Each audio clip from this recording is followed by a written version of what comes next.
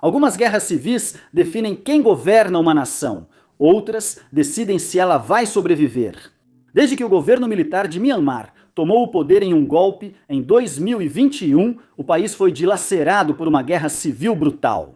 Após quase 5 anos de conflito, o número de mortos confirmado está se aproximando de 100 mil pessoas, com mais de 3 milhões de deslocados e quase 30 milhões tentando sobreviver em uma zona de combate. Mas ao longo desses 5 anos dolorosos, a natureza da guerra mudou drasticamente. O que foi uma luta corajosa pela liberdade travada por pessoas comuns em um mosaico de grupos rebeldes aliados, tornou-se um impasse sombrio e desgastante. As batalhas agora são decididas por táticas brutais de ondas humanas. Os céus são dominados pelo zumbido dos drones, e civis, onde quer que estejam, vivem com medo do que vem de cima. Após quase 5 anos de combates, a guerra civil de Myanmar está se tornando como a invasão da Ucrânia. Antes disso, nas selvas, nas terras altas e nas monções. Agora, no início de 2026, fica claro que a guerra civil de Myanmar não só está mais brutal, mas também impossível de vencer. O governo militar não conquistou legitimidade, apoio internacional, nem ajuda de seu principal apoiador. A aliança rebelde está se fragmentando, dividindo seu foco, ficando sem recursos e ainda esperando que alguém, em algum lugar do mundo, preste atenção. O território ainda está mudando de mãos, mas vidas estão sendo ceifadas em troca de ganhos cada vez menores a cada semana. A guerra segue intensa, as linhas de controle mudam, mas a dura realidade de Myanmar fica cada vez mais difícil de ignorar. Existe uma chance real e crescente de que nenhum dos lados consiga vencer essa guerra, e se não conseguirem, então o próprio Myanmar corre o risco de ser destruído. Antes de detalhar a guerra civil de Myanmar, precisamos de algum contexto, porque embora essa guerra não tenha a mesma atenção que as da Ucrânia, Gaza ou Sudão, está entre os maiores conflitos da década de 2020. Agora, como sempre destacamos ao abordar um conflito específico, a nação de Myanmar nunca esteve realmente em paz. O país é um dos mais diversos do mundo. Em um local onde mais de 100 milícias étnicas, há muito tempo, controlam as terras natais de seus povos. A qualquer momento, podia-se esperar que algumas dessas milícias lutassem contra as forças do governo central de Myanmar. E falando do governo central, Myanmar teve que suportar uma relação longa e complexa com suas próprias forças armadas, o Tatmadaw. De 1962 até 2011, Myanmar foi dominado por uma ditadura militar e o Tatmadaw há muito tempo tem uma reputação de abusos de poder, repressão ao seu povo e corrupção generalizada no comando do país. Durante grande parte da década de 2010, Myanmar teve um governo civil. Desde 2016, foi liderado por sua conselheira de Estado e chefe de governo de fato, Aung San Suu Kyi. Tudo mudou no início de 2021, quando, após uma eleição controversa, o Tatmadaw derrubou o governo civil e reprimiu manifestações contra sua decisão. Em retrospectiva, isso foi um grande erro do governo Tatmadaw sob o controle do atual ditador do país, o general sênior e presidente Min Aung Hlaing. Embora o Tatmadaw tenha mantido o controle das principais cidades de Myanmar, isso levou dezenas de milhares de jovens para o interior, onde organizaram a Força de Defesa do Povo Pró-Democracia para se opor ao governo militar. Ao chegarem aos distritos rurais de Myanmar, uniram-se às milícias étnicas, que tinham armas, conhecimento e disposição para voltar à guerra contra a nova ditadura. Nos anos seguintes, a Resistência Nacional Unida capturou grande parte do território de Myanmar. Algumas estimativas indicam que, nos piores momentos, o Tatmadaw controlava menos de 1/4 do território de Myanmar. Milhares de soldados do Tatmadaw preferiram se render aos rebeldes a lutar. 2 grandes centros de comando regionais foram tomados pelos rebeldes, e no início de 2025 a vitória parecia próxima. Mas não foi isso que ocorreu. Ao contrário, após expulsar o Tatmadaw de centenas de postos, dezenas de cidades, pequenas bases e até grandes acampamentos. Os rebeldes os forçaram a uma área tão pequena que os militares concentraram suas forças em uma defesa unificada. Fazendo guarda ao redor das 3 maiores cidades de Myanmar, Yangon, Mandalay e a capital Naypyidaw, o Tatmadaw estava simplesmente bem armado demais. Suas forças recuavam diante da guerra assimétrica dos rebeldes, em estilo guerrilha, no interior, onde tanques e artilharia eram desvantagens que podiam ser superadas. E havia poucos soldados para serem dedicados a muitas zonas de combate ao mesmo tempo. No próprio território, os Tatmadaw eram bem mais fortes, limitando as opções da aliança rebelde. Forças de combate poderosas aceitaram cessar fogos temporários com o governo para garantir trégua ou consolidar territórios. Outros tiveram que deixar áreas já capturadas, principalmente por pressão chinesa, para abandonarem projetos de infraestrutura e energia com grandes investimentos do país. Em março de 2025, um terremoto devastou o país, matando mais de 5.500 pessoas, sendo que algumas das áreas mais afetadas estavam sob controle dos rebeldes. Entre a censura, a falta de transparência sobre o número real de mortos e os esforços do Tatmadaw para barrar a ajuda humanitária às zonas de resistência, o terremoto fez milícias étnicas repensarem prioridades e estenderem ao máximo seus limitados recursos para ajudar as vítimas. A escolha do Tatmadaw de manter ataques aéreos contra civis logo após o terremoto certamente não ajudou. Enquanto governos rebeldes locais tentavam usar o terremoto para construir legitimidade diante de audiências internacionais, desviaram ainda mais o foco da guerra. Chegamos aos dias atuais, onde focaremos no restante do episódio. Se quiser saber mais sobre o conflito em Myanmar, publicamos uma análise aprofundada em 2025, antes do terremoto. Mas são as mudanças que vieram depois do terremoto que realmente precisamos focar, porque é aí que a guerra mudou para a dinâmica que estamos vendo agora. Não seria correto chamar a guerra de impasse no sentido tradicional, em que combates diminuem e ambos os lados apenas se observam esperando ação. Primeiro podemos descrever Myanmar como um impasse ativo. Para comparar, basta olharmos para a Ucrânia, onde milhares de combatentes ainda são mortos ou feridos a cada semana. E o território ainda está mudando de mãos muito lentamente, mas nenhum dos lados tem a capacidade de dar um golpe decisivo. Em zonas ocidentais sob controle de exércitos étnicos, como Arakan e Shin, já não há muito mais a capturar nas áreas de interesse deles. Enquanto em outras partes do país, grupos insurgentes foram pressionados pela China a devolver cidades e bases para o Tatmadaw, sem lutar. Após batalhas custosas, algumas milícias étnicas optaram por estender o cessar-fogos com o Tatmadaw além do esperado por seus aliados. Outros têm pouca munição, combatentes, suprimentos ou todos ao mesmo tempo. Embora não seja totalmente correto dizer que algum lado tenha impulso real agora, o Tatmadaw ao menos tenta avanços ofensivos.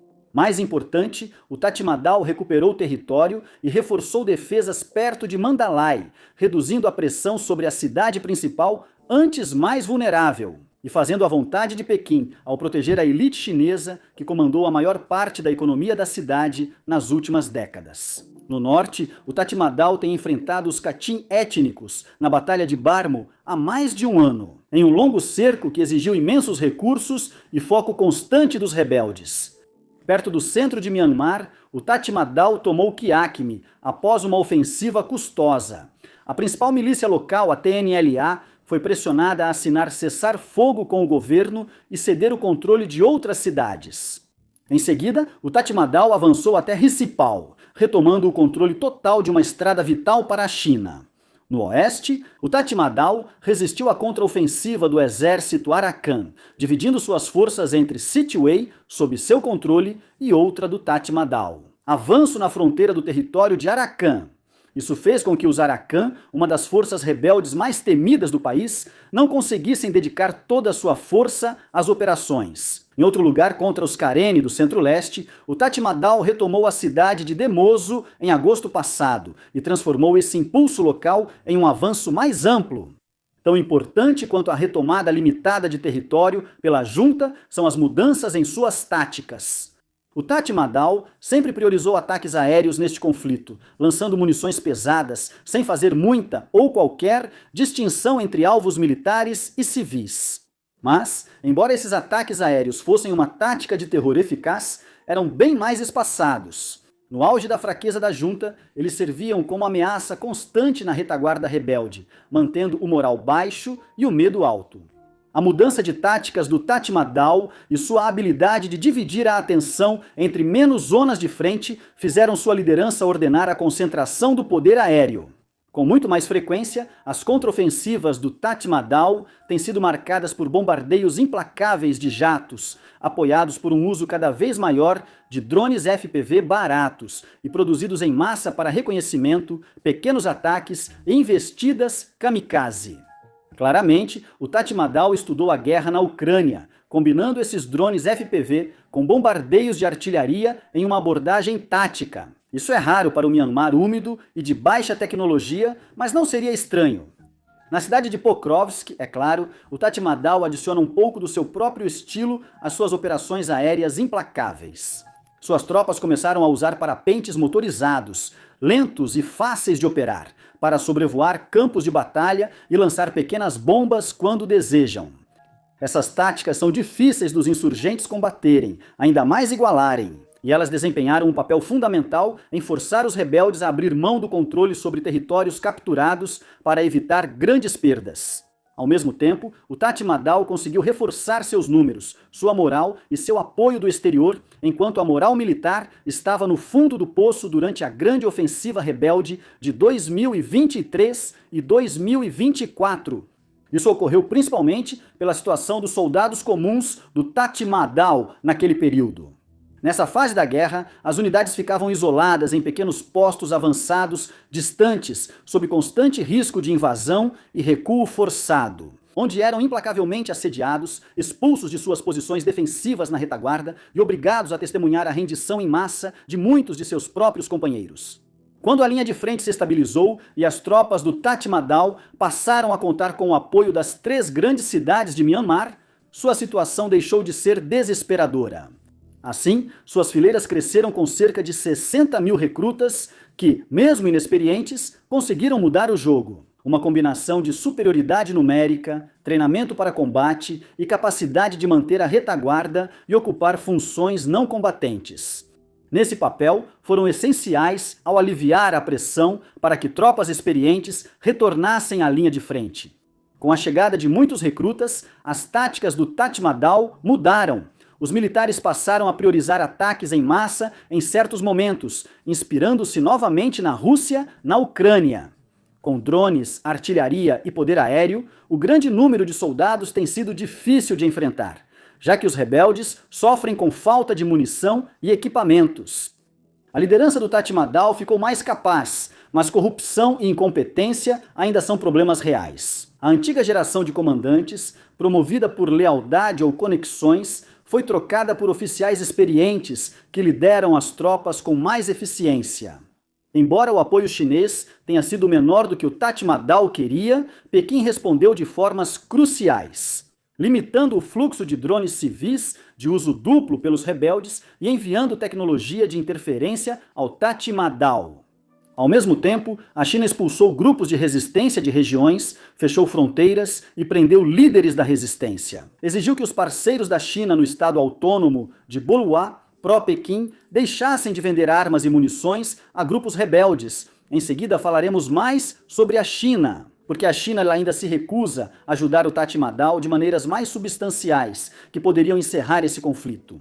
Mas pelo menos, parece que a China decidiu que gostaria de ajudar o Tatmadaw e não deixá-lo colapsar. Mas, como explicaremos hoje, essa situação um pouco melhor para o Tatmadaw não significa que a junta militar de Myanmar vencerá. Isso só significa que, pelo menos no futuro próximo, o Tatmadaw não vai perder. Em toda a linha de frente rebelde, a resistência também conquistou suas próprias vitórias. Ela tomou ou retomou vilarejos e postos militares, mantendo o Tatmadaw em confrontos custosos e de pouco avanço por meses seguidos. Em dezembro de 2025, uma nova coalizão de 19 grupos étnicos formou a Aliança da Revolução da Nova Primavera, reunindo facções poderosas em um alinhamento pró-federalista e pró-direitos humanos, com mais de 10 mil soldados no total. Enquanto isso, no território dos étnicos Shin, várias forças de combate Shin se fundiram no Exército Popular Shin. Semanas antes deste episódio ser escrito, um líder rebelde influente do grupo étnico Shan chamou a atenção internacional ao condenar a ignorância global sobre a campanha aérea do Tatmadaw. Embora o Tatmadaw pareça ter mais impulso em terra do que os rebeldes, não é correto afirmar que o Tatmador está fazendo agora o que os rebeldes faziam em 2023 e 2024. O ímpeto mudou sim, mas mais importante ainda, a escala de todo o conflito mudou de uma sequência de grandes trocas territoriais para uma situação muito mais parecida com as linhas de frente na Ucrânia. Se uma ofensiva rebelde em 2023 ou 2024 conquistava 10 quilômetros de território, uma ofensiva do Tatmadaw hoje conquistará apenas 1 quilômetro. Muitas vezes a um custo muito maior de tempo, munições, recursos e vidas humanas. Nos dois lados do conflito, as operações militares são mais desgastantes e ambos focam mais em ações localizadas na linha de frente. E quando há avanços, normalmente levam meses para acontecer. Em 2023 e 2024, os rebeldes estavam capturando 5%, 10%, 15% de todo o território de Myanmar em determinado momento. Hoje, ninguém está capturando território nessa escala, seja os rebeldes ou o regime tentando. Não é mais esse tipo de guerra. Antes de discutirmos por que a guerra civil em Myanmar pode ser impossível de vencer, precisamos fazer uma autopromoção da equipe War Fronts e abordar algo muito importante para todos nós. Nosso serviço de assinatura Premium, o Fronts.co. Normalmente eu mostraria a placa de neon, mas o estúdio está em reforma, então estou aqui neste espaço mais simples. Desculpem. Lá no Fronts, nossa equipe explora mais os conflitos globais, a geopolítica e as influências ocultas que moldam o mundo. Assinantes têm acesso exclusivo a 2 episódios premium semanais e a todo o catálogo de artigos escritos com jornalistas premiados e especialistas globais. A assinatura custa $5 por mês, ou 50 por ano, ajudando a manter nossa independência e ampliar o conteúdo gratuito no YouTube. E enquanto você confere o Fronts, não deixe de assinar nossa newsletter por e-mail 2 vezes por semana, War Fronts Weekly, nome criativo, nós sabemos que é totalmente gratuita. Você receberá atualizações regulares sobre as histórias em andamento. Voltando a Myanmar e aos motivos do prolongado impasse militar, que dificilmente será resolvido em breve. Para que uma grande guerra civil como essa seja impossível de vencer, 2 coisas precisam ser verdade ao mesmo tempo. Nenhum dos lados provavelmente vai colapsar e, ao mesmo tempo, nenhum dos lados provavelmente vai alcançar a vitória. Como o regime militar do Tatmadaw é atualmente o mais forte e detém tecnicamente a legitimidade do Estado. Vamos começar pelo dilema do Tatmadaw e depois analisar o lado dos rebeldes. Porém, para entender sua fraqueza, é preciso conhecer a força dos rebeldes. E principalmente o fato de que uma proporção considerável do território de Myanmar está simplesmente fora da capacidade do regime de retomar o controle. Apesar de dificuldades em disputar grandes centros urbanos ou conter avanços do Tatmadaw, os rebeldes seguem com uma força de combate mais forte nas áreas rurais abertas. Lá, eles viajam leves, atacam militares de todos os lados, contam com apoio local e fazem ataques de guerrilha até desgastar o regime. Em muitas partes do país, os rebeldes têm controle total e construíram a infraestrutura defensiva necessária para garantir que possam manter esse controle. Quando os militares aparecem, isso cria alguns problemas para eles de uma vez só. Mas todos esses problemas têm origem em uma única realidade fundamental. Seja o que for que faça, o Tatmadaw não pode se estender demais sempre que quiser retomar uma determinada cidade ou posto avançado. Ele deve focar em uma ofensiva longa, com linhas de suprimento protegidas, flancos seguros e, de preferência, apoio aéreo para sustentá-la. Mas o regime não tem pessoal suficiente para manter mais que algumas ofensivas pequenas e localizadas ao mesmo tempo. E só consegue evitar se estender demais se mantiver seus objetivos limitados. Se o Tatmadaw for conquistar território, então esse território precisa estar próximo de várias outras áreas que o Tatmador já controla. Avançar profundamente com tropas ou equipamentos em áreas rebeldes costuma ser uma péssima ideia, com riscos que vão desde a destruição dessas tropas e equipamentos até a possibilidade ainda mais frustrante de que armas e blindados pesados caiam nas mãos dos rebeldes. Assim, os militares não conseguem conquistar alvos principais, lançar ofensivas coordenadas em várias frentes contra centros rebeldes ou justificar ataques sofisticados. Isso poderia mudar o rumo da guerra, mas também poderia terminar em desastre. Muitas das vitórias recentes do Tatmadaw devem-se mais à pressão chinesa do que a ações militares. A China ordena que as forças rebeldes deixem certas áreas. Eles obedecerão porque a China exerce influência, não porque as forças próximas do Tatmadaw sejam fortes o suficiente para forçar os rebeldes a recuar. O Tatmadaw também aprende os limites do poder aéreo militar. Seus bombardeios contra alvos civis, bem atrás das linhas inimigas, sempre tiveram a intenção de ser uma tática de terror, em vez de uma contribuição estrategicamente significativa para o esforço de guerra. Mas os rebeldes já se acostumaram totalmente a eles. Ainda são custosos e horríveis, mas já são esperados e normalmente não conseguem forçar a obediência dos grupos rebeldes. O Tatmadaw enfrenta dificuldades para usar seu poder aéreo na linha de frente. Rebeldes às vezes derrubam jatos e frequentemente se escondem na paisagem para evitar ataques. Já os operadores de parapente motorizado do Tatmadaw têm taxas de mortalidade altíssimas. Não só isso, mas o poder aéreo custa dinheiro e é difícil mantê-lo por meses ou anos com os recursos limitados do Tatmadaw. O poder aéreo pode alterar batalhas específicas, mas cria um problema maior para o regime militar. Para conquistar territórios, eles precisam investir muitos equipamentos, dinheiro e vidas em suas ofensivas. Esse padrão não pode ser mantido tempo suficiente para retomar as zonas onde os rebeldes são mais fortes. Na verdade, o Tatmadaw talvez nem consiga chegar a alguns desses lugares, especialmente no oeste e no sudeste, onde os Arakan, os Tin e os Karen parecem muito seguros no controle da maior parte do território. Longe do campo de batalha, o Tatmadaw buscou legitimidade internacional entre o fim de 2025 e início de 2026, promovendo uma eleição em 3 etapas para demonstrar apoio popular aos líderes militares. Infelizmente para o Tatmadaw, logo o mundo percebeu o que as eleições realmente eram. Uma votação estritamente controlada, uma farsa caótica, que certamente não seria nem livre nem justa.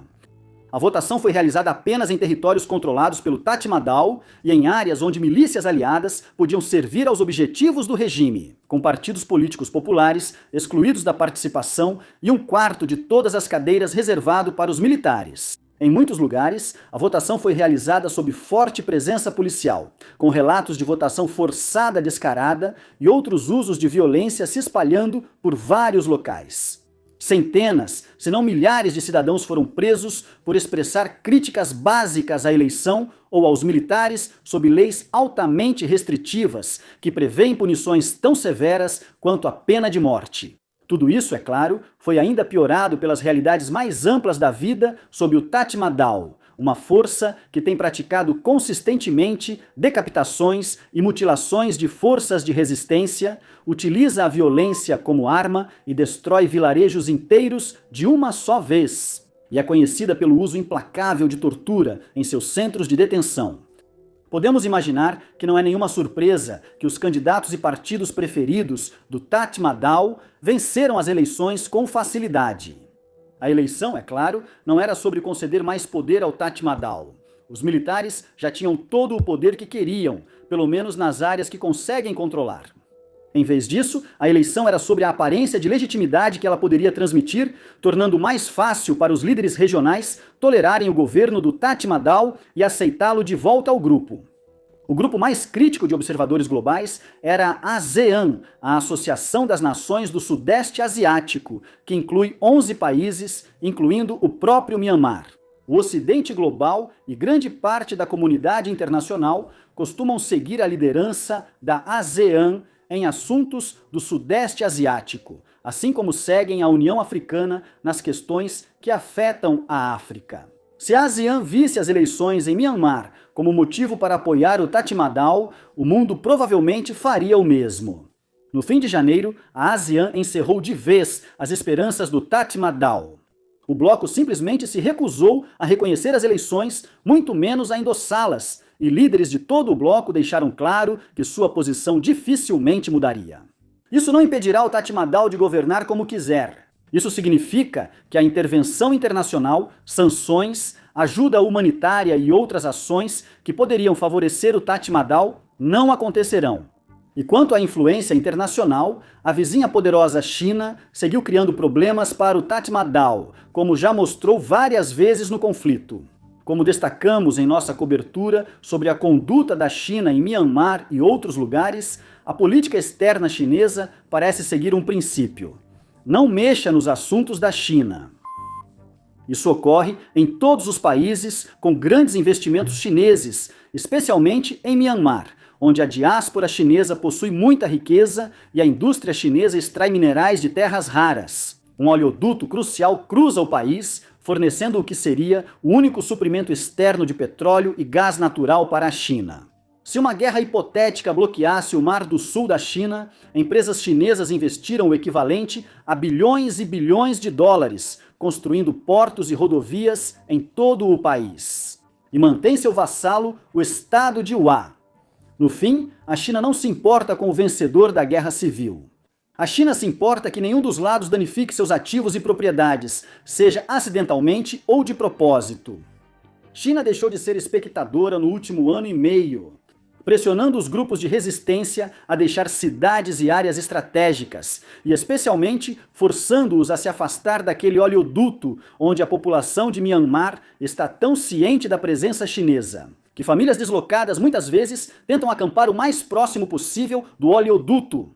Em uma ocasião, o enviado chinês explicou as táticas que usou contra um grupo rebelde particularmente problemático, que esse enviado chamou de os 5 cortes. Cortar a eletricidade, cortar a água, cortar o acesso à internet, cortar o movimento de pessoas e cortar o comércio. Até os rebeldes cederem e a China conseguir o que queria, as ações chinesas foram muito frustrantes para as facções rebeldes. Mas, para o Tatmadaw, a China deixou muito a desejar. Pequim só garante a segurança de seus ativos e não se preocupa com o que acontece com o Tatmadaw. Em qualquer outro lugar, Pequim não envia nem de perto o nível de apoio que o Tatmadaw gostaria. Sim, envia bombas para os jatos do Tatmadaw e bloqueadores para impedir o uso de drones rebeldes. A China tem capacidade para fornecer equipamentos pesados, máquinas de combate e pessoal mercenário ou chinês que podem mudar o rumo da guerra. Em vez disso, a China fica à margem, permitindo que o Tatmadaw se vire em suas próprias ofensivas e, de vez em quando, dá ordens à liderança. Quando Min Aung Hlaing e seus aliados não demonstram foco suficiente na segurança dos interesses chineses. A postura da China diante da guerra indica que ela trata o conflito como moeda de troca. Perfeito para manter tanto o Tatmadaw quanto os rebeldes exatamente onde a China quer. Obviamente, um Myanmar unido e realmente estável seria melhor para a China do que a situação atual, mas é improvável que um Myanmar realmente estável exista tão cedo. Em vez disso, é mais provável que o Myanmar seja majoritariamente controlado pelo Tatmadaw, ou majoritariamente controlado por uma liderança civil apoiada pela Aliança Rebelde. Mas cada opção é igualmente instável, seja pelo risco de novo golpe ou pela continuidade da insurgência. É menos previsível que o conflito atual, pois a China pode afastar a guerra de áreas sensíveis, quando necessário, o que é ainda melhor para o Tatmadaw e os rebeldes. Ambos entendem o quanto Pequim tem poder sobre eles, e os dois lados já se acostumaram a ficar quietos e obedecer quando Pequim manda. O status quo pode ser horrivelmente violento no local e pode levar a anos, se não décadas, de combates contínuos, mas Pequim não se importa muito, desde que a luta não cause danos aos ativos chineses. Sem força para avançar sobre os redutos rebeldes ou progredir pelo interior, e sem apoio real de parceiros internacionais, é improvável que o Tatmadaw vença essa guerra tão cedo. Mas o simples fato de que um lado provavelmente não pode vencer, não significa que o outro lado possa. Para os rebeldes, sitiados de Myanmar, a situação parece ainda pior que para o Tatmadaw. Já citamos alguns obstáculos persistentes ao sucesso dos rebeldes no campo de batalha, mas vale lembrar alguns, começando pela efetivo. Na ofensiva, a união dos rebeldes de Myanmar entre milícias étnicas e grupos pró-democracia era uma de suas maiores forças. As milícias étnicas conheciam bem suas terras. Eles podiam aproveitar as economias e o apoio locais, enquanto as facções pró-democracia contribuíam com mão de obra, deslocando forças e ajudando na luta em várias áreas simultaneamente. Mas essa flexibilidade importa menos quando os rebeldes não atacam. Em vez disso, quando os rebeldes entrarem em conflito direto com o Tatmadaw em 2026, é provável que enfrentem uma força local esmagadora. Em batalhas em que o Tatmadaw suporta mais perdas que os rebeldes, ele recruta dezenas de milhares de combatentes por ano. Os rebeldes podem ser experientes e bem entrincheirados em certas áreas, mas têm bem menos capacidade de atrair novos recrutas anualmente. Atualmente, jovens pró-democracia nas principais cidades de Myanmar vivem sob constante ameaça do regime e fugir para o interior está muito mais difícil do que antes. Entre a vigilância constante nas cidades, mais postos de controle e patrulhas nas entradas e saídas das fortalezas do Tatmadaw, além das frequentes repressões urbanas. Isso pode revelar evidências na pegada digital de que a pessoa planejava fugir. Finalmente, com a resistência forçada a lutar com números limitados, eles precisam ser muito cuidadosos com os custos que estão dispostos a aceitar. Ou seja, eles precisam manter as lutas mais curtas e limitadas, contar com menos combatentes para segurar o território e escolher suas batalhas com cuidado para manter as baixas o mais baixas possível. A mão de obra limitada dos rebeldes reduz muito sua capacidade de atacar, especialmente agora que não atuam em campo aberto, onde o terreno, o combate, a assimetria, o isolamento e o elemento surpresa jogam todos a favor deles. Se os rebeldes quiserem conquistar os alvos disponíveis agora, cidades grandes e bem fortificadas e bases militares que fazem parte de uma arquitetura defensiva mais ampla do Tatmadaw, eles são obrigados a sacrificar milhares de vidas que não podem se dar ao luxo de perder. Para piorar, muitas milícias étnicas do país têm se mostrado menos dispostas a contribuir com forças à medida que a luta se afasta de suas terras natais. É uma grande vitória para uma milícia étnica unir-se às forças pró-democracia e libertar seu povo. E essas milícias étnicas serão eternamente gratas aos seus aliados na resistência por tornar essa libertação possível.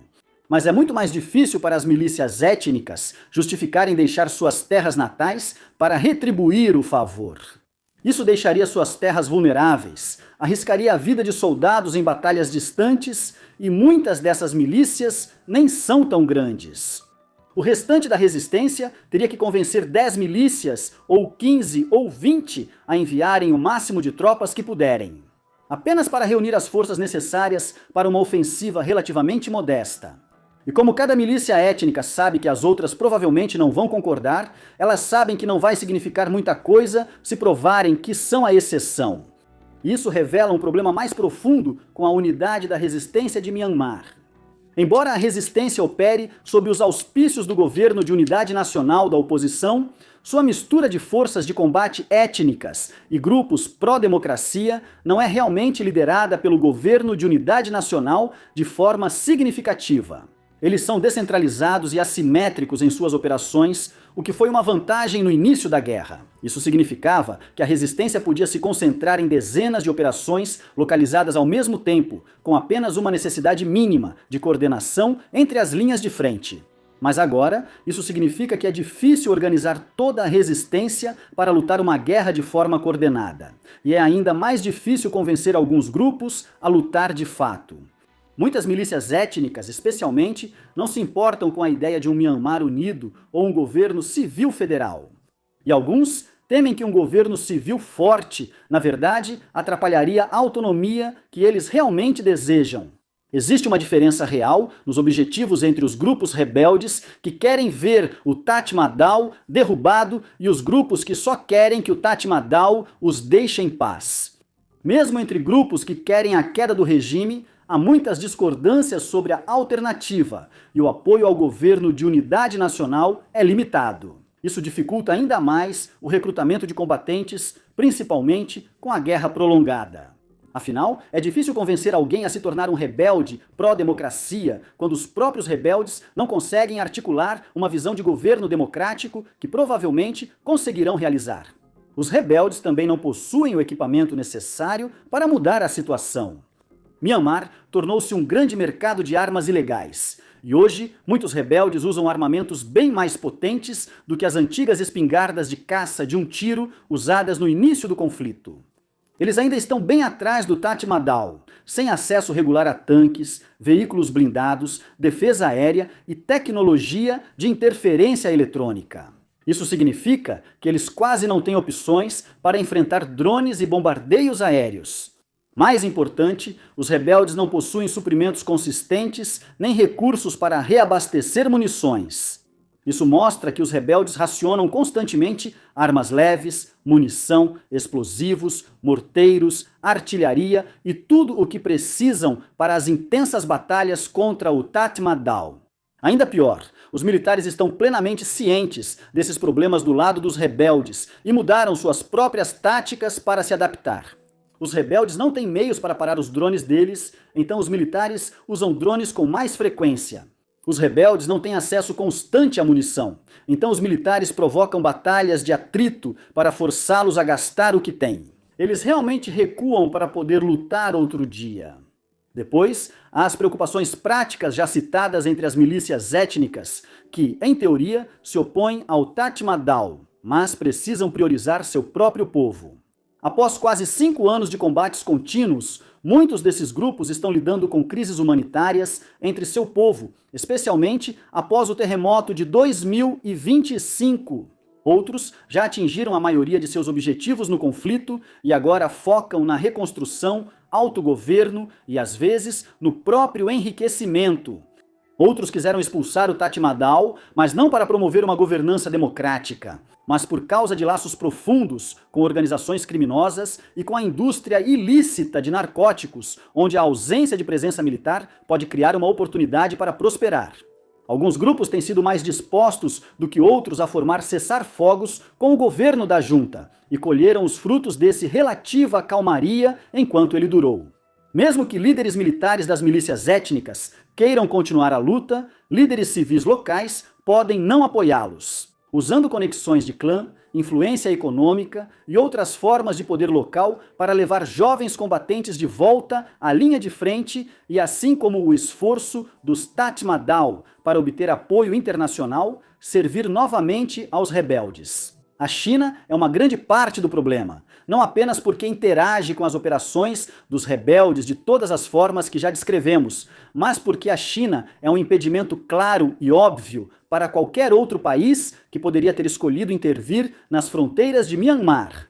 A Índia foi desestabilizada pelo conflito, mas Nova Delhi não é exatamente amigável com muitos dos grupos rebeldes do país. E não pode arriscar iniciar uma guerra por procuração em Myanmar, que a China provavelmente venceria. A Tailândia está focando no vizinho Camboja, enquanto Bangladesh tem sua própria grande confusão de problemas internos para se preocupar. E o Laos é praticamente irrelevante nos assuntos militares regionais. Se alguém ao redor do mundo fosse tentar intervir em favor dos rebeldes, não seria um dos vizinhos de Myanmar.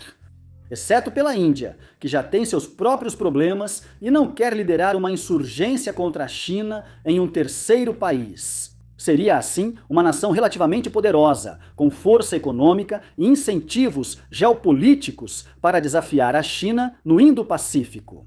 Isso poderia ter sido, digamos, os Estados Unidos, poderia ter sido o Japão, ou talvez até um país como a Coreia do Sul. E, para ser justo, não podemos dizer com absoluta certeza que nenhum dos rivais da China está envolvido no conflito. É possível que uma mão oculta esteja atuando, ajudando a contrabandear armas, fornecer apoio financeiro ou enviar um pequeno grupo de seu pessoal.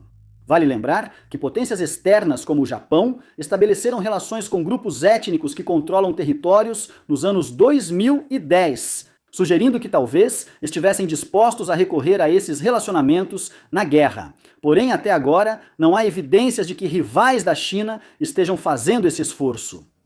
E não é difícil entender por que eles não fariam isso, devido à enorme complexidade da insurgência em Myanmar e à ausência de uma força dominante e orientadora dentro da aliança rebelde. No local, qualquer potência estrangeira teria dificuldade em unir os grupos rebeldes sem expor sua participação.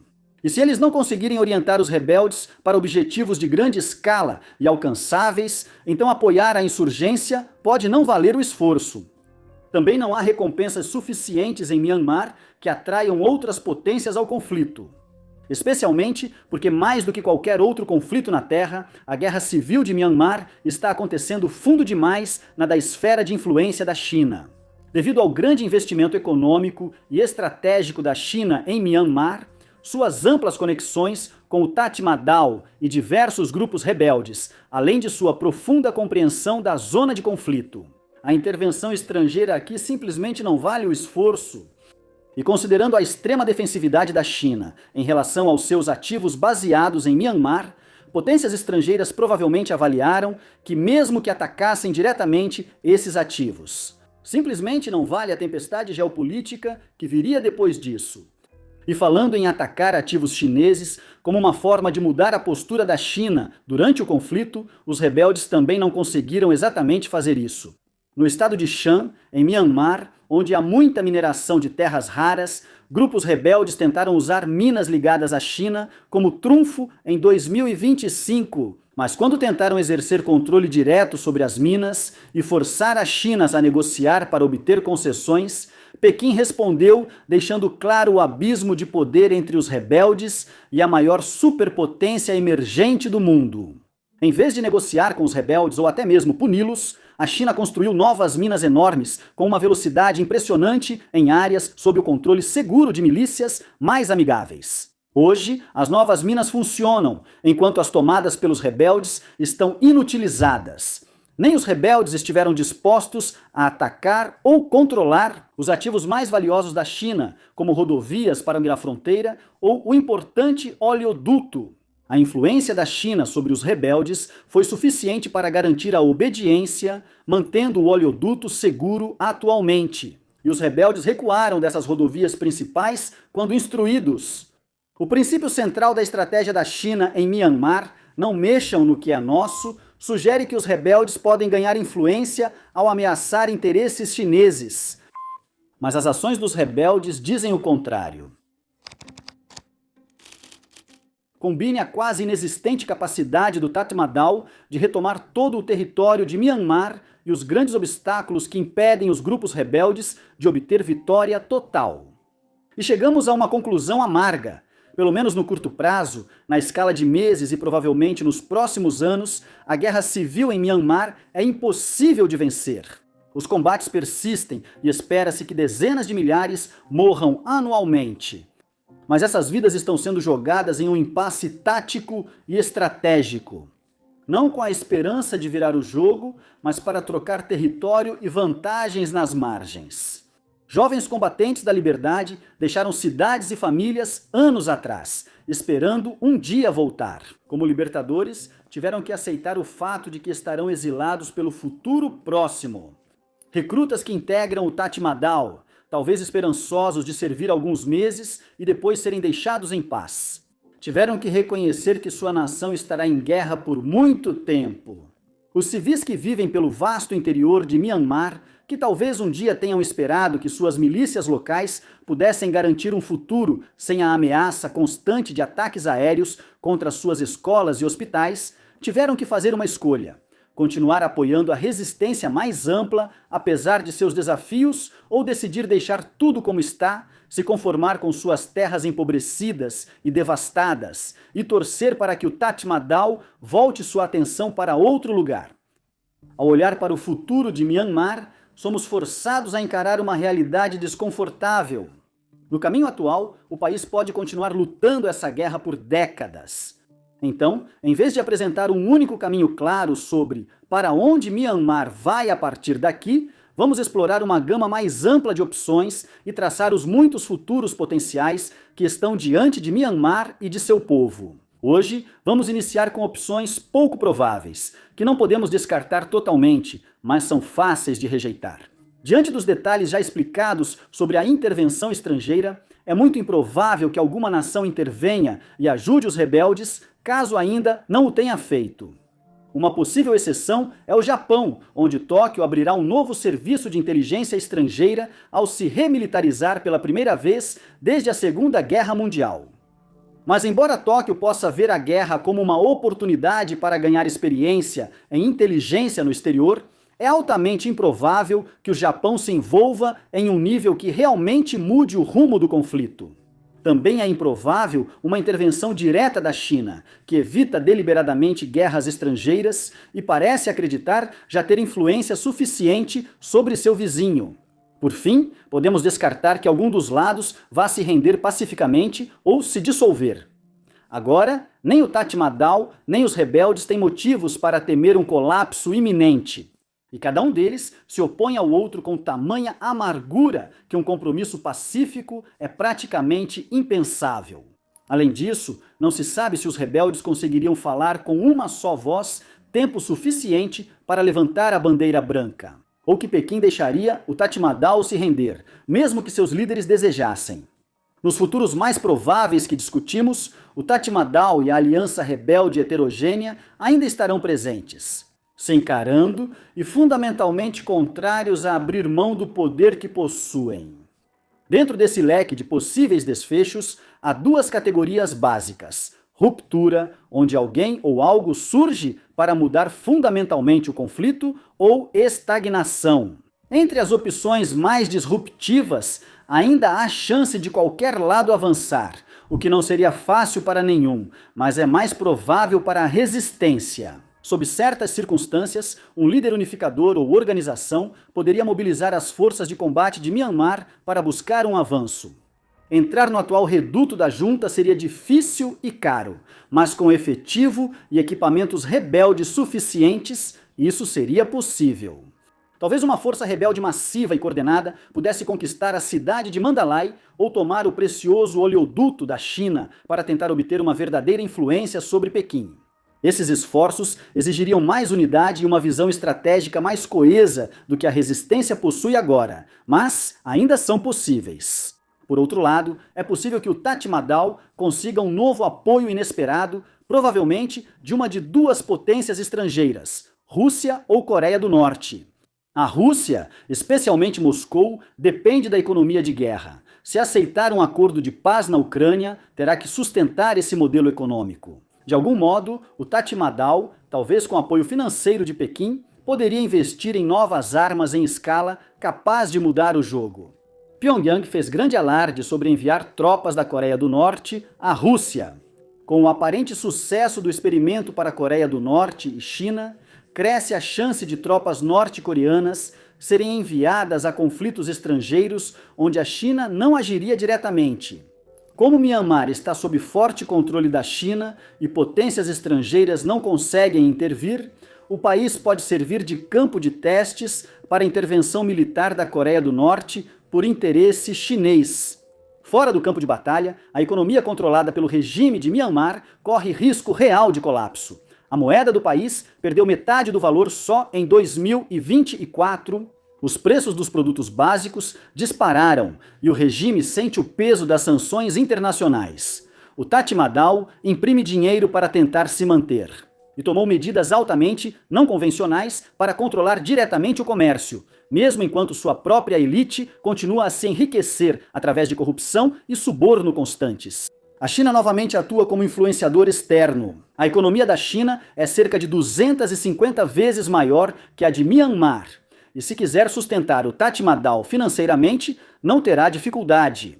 O valor de Myanmar para a China está em seus minerais essenciais, sua função como zona cinzenta legal, seu potencial para investimentos chineses e sua proximidade geopolítica com Pequim. Do ponto de vista chinês, manter a economia de Myanmar pode compensar, mas ainda há risco de colapso econômico, mesmo com apoio da China. Um Tatmadaw incapaz de pagar soldados, repor munições ou garantir segurança econômica aos seus apoiadores pode ser derrubado pelos rebeldes. Mas também há um risco perigoso entre os rebeldes. A relação entre milícias étnicas e combatentes pró-democracia pode se tornar ainda mais distante ou até mesmo se romper. Lembre-se, milícias étnicas e rebeldes pró-democracia têm incentivos bem diferentes.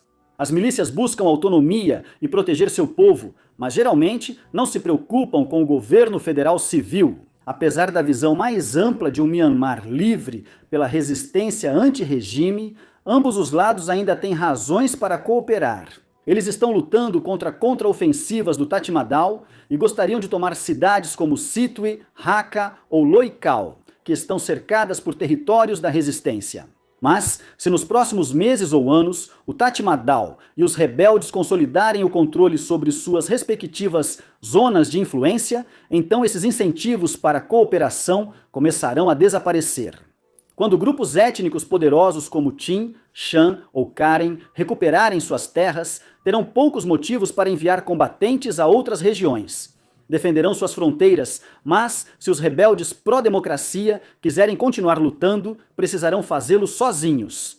Infelizmente, também devemos considerar o impacto desestabilizador da natureza. Myanmar foi lembrado em 2025 da devastação absoluta que terremotos e outros desastres naturais podem causar. Apesar de não ser possível prever novos terremotos, Myanmar é uma região geologicamente muito ativa. A falha de Sagaing, que se deslocou no terremoto de 2025, é a principal fonte de terremotos em Myanmar. Se o terremoto ocorrer em certo local, a falha pode ser catastrófica para o Tatmadaw ou os rebeldes. O terremoto de 2025 atingiu relativamente perto de Mandalay, mas foi mais intenso ao norte da cidade. O impacto atinge áreas do regime e dos rebeldes, mas de forma desigual, principalmente no norte rebelde. Isso não garante que será igual na próxima vez. A falha de Sagaing se estende profundamente pelo território da junta, inclusive sob a capital Naypyidaw. Dependendo de onde, quando e se outro grande terremoto acontecer, não há como prever o que pode acontecer ou como isso pode impactar o conflito. Mas qualquer um dos lados pode acabar seriamente comprometido se tudo der errado.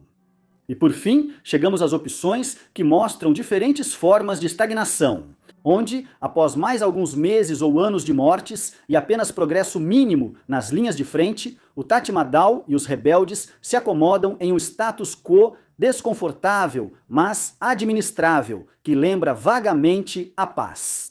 Na prática, isso pode ser um acordo formal, um cessar-fogo ou uma redução gradual dos combates sem reconhecimento oficial.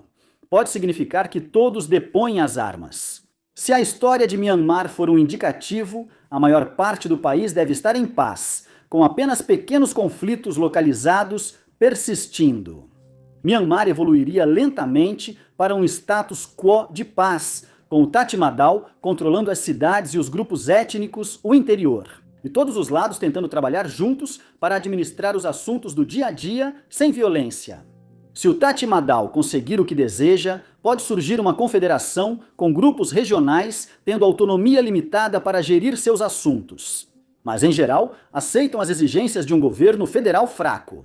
Esse governo federal conseguiria administrar a economia, controlar as maiores cidades de Myanmar e usufruir dos benefícios do comércio e diplomacia. Em geral, deixaria seus súditos em paz, evitando que milícias étnicas pegassem em armas.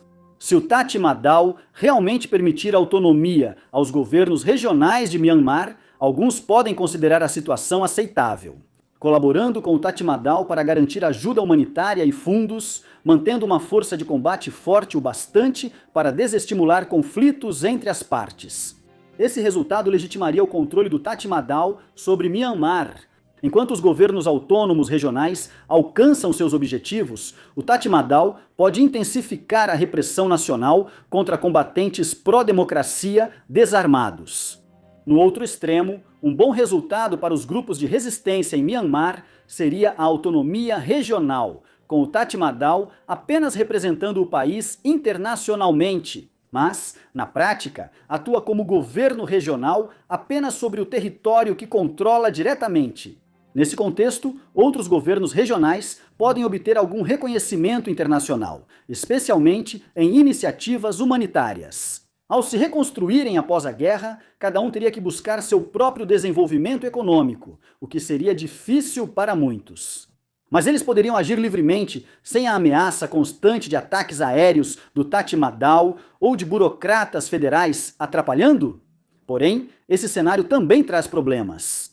Não só o Tatmadaw dificilmente aceitaria um mundo onde basicamente apenas carimba os atos de governos autônomos e potencialmente até separatistas. Mas isso seria inerentemente instável. Com vários grupos agindo sozinhos, aumentam os conflitos limitados, tanto entre grupos autônomos e o Tatmadaw, quanto entre si. Essa instabilidade e o risco de atores estrangeiros influenciarem facções autônomas próximas à China fariam Pequim se opor a esse resultado. Agora, existe um meio termo aqui, mas, numa reviravolta particularmente irônica do destino, esse meio termo é basicamente o sistema que governava Myanmar antes do início desta guerra. Seja sob governo militar ou civil, a vida em Myanmar sempre foi um jogo de forças entre governos regionais semi-autônomos, representando vários grupos étnicos, e a elite dominante que administra o governo federal. Era uma situação bagunçada, complicada e tensa, onde nem o governo central nem a maioria dos grupos étnicos de Myanmar conseguiam o que queriam. A nação permaneceu pobre e fragmentada. Quase sempre havia algum tipo limitado de conflito localizado, mas pelo menos era uma espécie de equilíbrio onde todas as facções de Myanmar podiam suportar a situação e conviver com o que estava acontecendo. Ninguém gostava do status quo pré-guerra. O Tatmadaw realizou todo o seu golpe militar justamente para poder mudá-lo, enquanto o movimento pró-democracia já estava profundamente decepcionado com as melhorias feitas por Myanmar antes do golpe. Mas depois de 5 anos de luta, após quase 100 mil vidas conhecidamente perdidas, existe uma possibilidade real de que Myanmar acabe exatamente onde começou, no mesmo status quo que trouxe a nação até este ponto. No momento, é impossível afirmar com certeza como a guerra civil em Myanmar vai terminar, mas sabemos como ela não vai acabar. Com uma verdadeira vitória, uma vitória total para qualquer um dos lados, se um triunfo assim fosse possível em Myanmar, para o Tatmadaw ou para os rebeldes, isso é impossível. Agora, esta guerra civil brutal é impossível de vencer, e o derramamento de sangue em Myanmar, agora ou depois, não mudará isso. A guerra já foi sobre liberdade versus repressão, pluralidade versus dominação e democracia versus autoritarismo. Hoje é uma luta pelos restos em uma guerra onde todos vão perder no final. Obrigado por assistir.